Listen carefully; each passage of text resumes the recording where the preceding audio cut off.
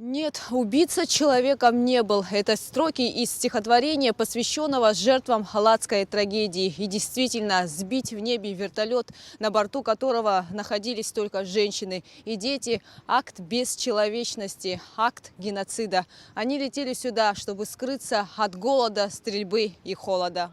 Но этому не суждено было сбыться. Варварская жестокость врагов перешла все границы, переступила через все нормы понимания слова «человечность». 29 лет назад, 14 декабря 1992 года, земля содрогнулась от произошедшего.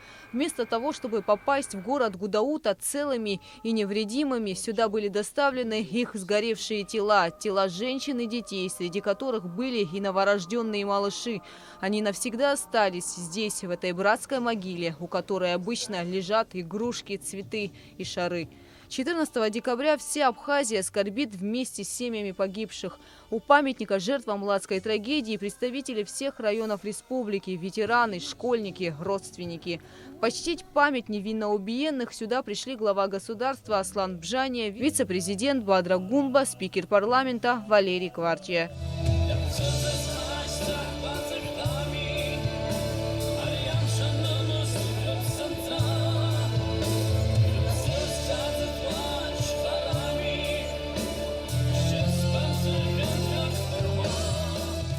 Из блокадного города Ткварчал летели семьями, спасаясь от голода и холода. А для родителей главное было вывести в безопасное место детей. 29 лет назад две дочери и родная сестра Юлия и Сангулия сообщили женщине, что скоро приедут к ней в Гудауту на гуманитарном рейсе. Но их жизнь оборвалась в небе над селом Лата.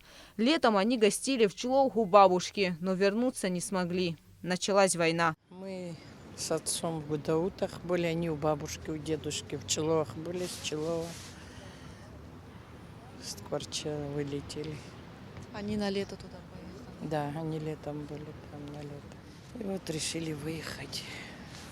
Получилось так. Сколько лет им? 17 и 15 лет. Девочкам, сестре 30 лет, еще даже не было 29 лет. Я ждала, конечно. Они письма писали, что выезжать хотим, мама, выезжаем. Но чувство ждала, радовалась. Ну, когда, конечно, сказали, упал вертолет, я уже 100%, конечно, догадалась даже.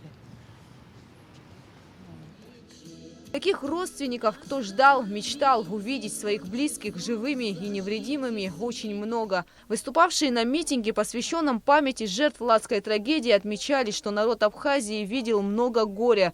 Но 14 декабря 1992 года – один из самых тяжелых и страшных дней в истории Отечественной войны. Российский военный вертолет Ми-8 после доставки гуманитарного груза, продовольствия и медикаментов в город Ткварчал в 16 часов 27 минут взлетел в город Гудаута, имея на борту женщин и детей. Маршрут пролета проходил вне районов боевых действий сторон. В 16 часов 39 минут при пролете зоны, контролируемой грузинскими войсками, в районе грузинского села Лата вертолет был сбит с земли ракетой класса «Земля-воздух», в результате чего вертолет упал и взорвался. Все находившиеся на борту члены экипажа и пассажиры погибли. Без слез на эти фото невозможно смотреть. В Гудаутском госмузее имени Сергея Эдбар была организована фотовыставка, приуроченная к трагической дате. Ее посетил президент. Директор музея Гугут Саджикирба рассказала Аслану Бжане об экспозиции.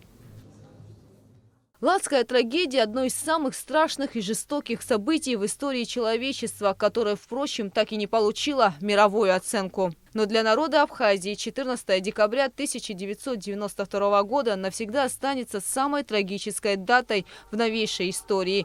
И что бы ни случилось во все времена, памятник жертвам Ладской трагедии будет символом несправедливости и жестокости любой войны.